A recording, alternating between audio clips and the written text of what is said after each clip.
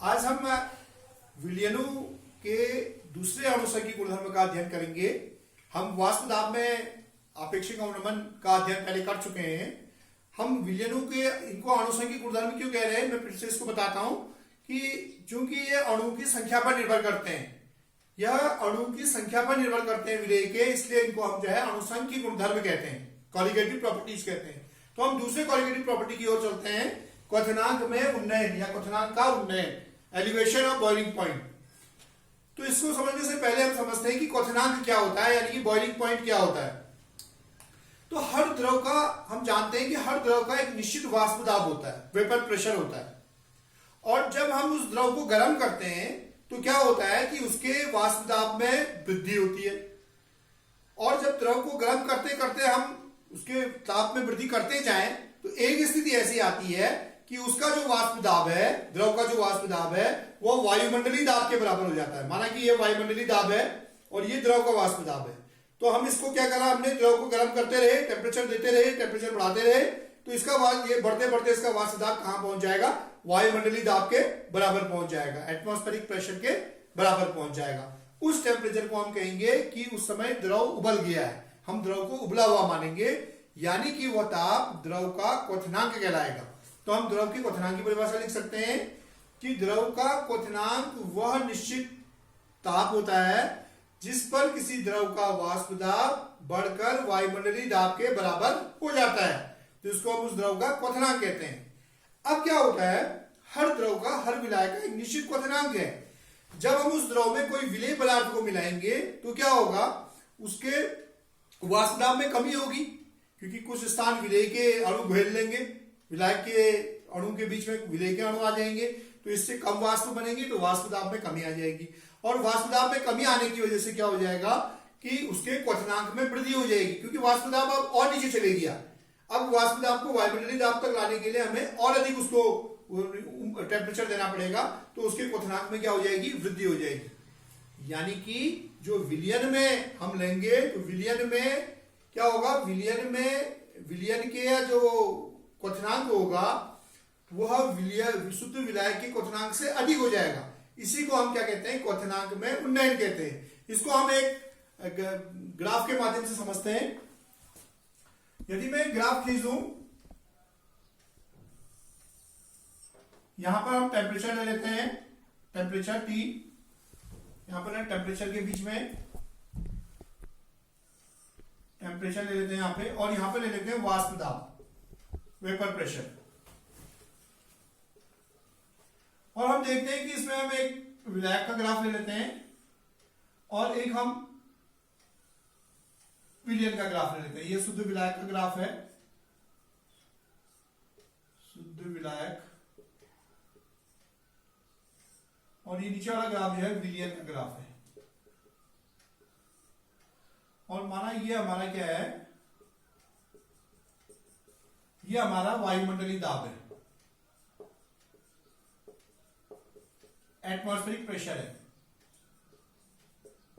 देखिए हमने क्या किया, हमने वाष्प दाब और टेम्परेचर के प्रति ग्राफ खींचा, और यहां पर ये शुद्ध विलायक का ग्राफ है, माना इसको हम AB कहते हैं और इसको हम CD कहते हैं।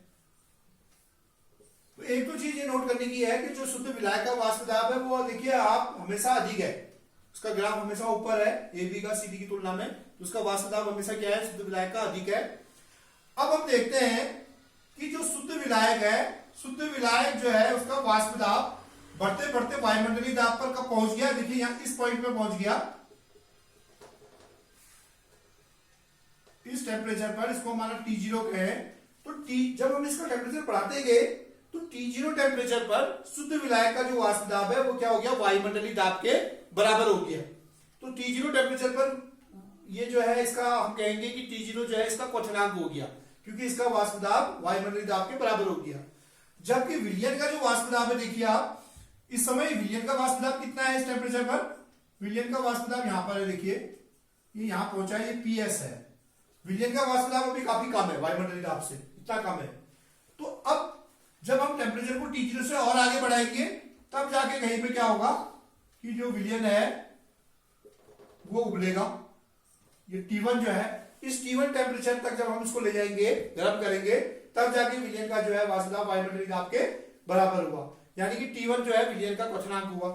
ये जो T1 माइनस T0 है, इसी को हम डेल्टा टीबी यानी क्वथनांक में उन्नयन कहते हैं। तो ये जो डेल्टा टीबी है, इसको आप लिख सकते हो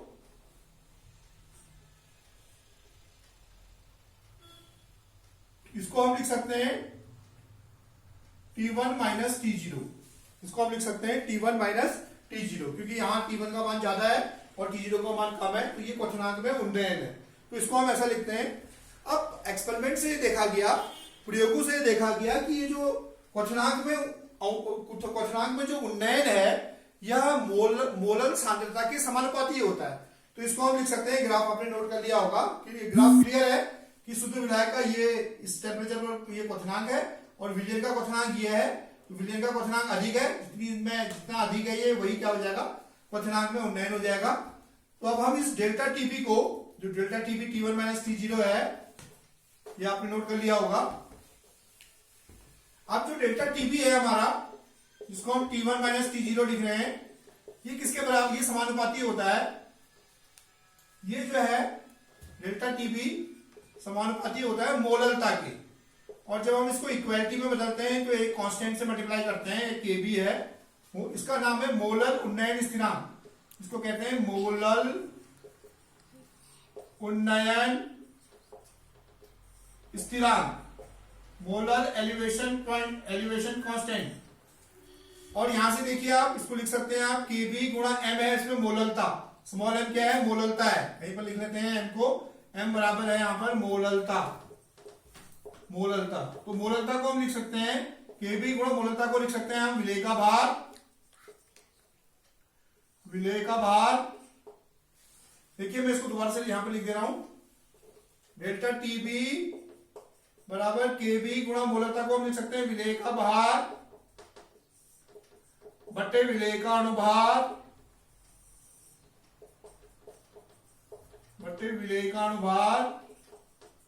गुणा विलायक का भार किलोग्राम में, विलायक का भार किसमें, केजी में। तो यहां से माना मैं इसको Kb गुणा विलेय के भार को W कह दूं और विलेय के अनुभार को कैपिटल M कह दूं, विलेय के अनुभार को, और विलायक के भार को कैपिटल W कह दूं, तो ये हो जाएगा कैपिटल W बटा 1000, ये ग्राम में है। तो यहां से डेल्टा टीबी का मान आ जाएगा।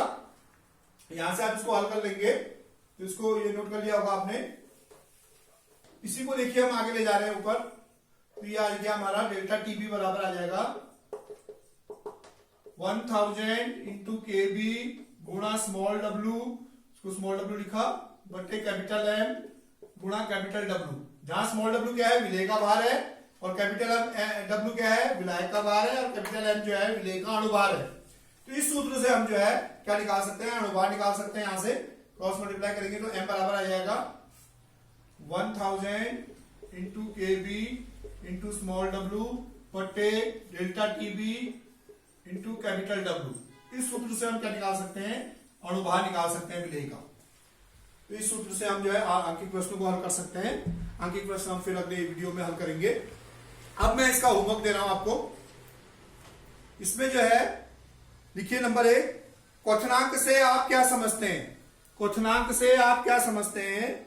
दूसरा लिखिए मोलर उन्नयन स्थिरांक Kb की परिभाषा दीजिए।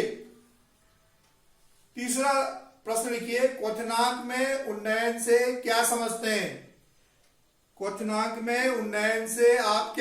हैं। और चौथा प्रश्न लिखिए विलायक में अवाष्पशील विलेय मिलाने पर क्वथनांक में वृद्धि क्यों हो जाती है। विलायक में अवाष्पशील विलेय मिलाने पर क्वथनांक में वृद्धि क्यों हो जाती है।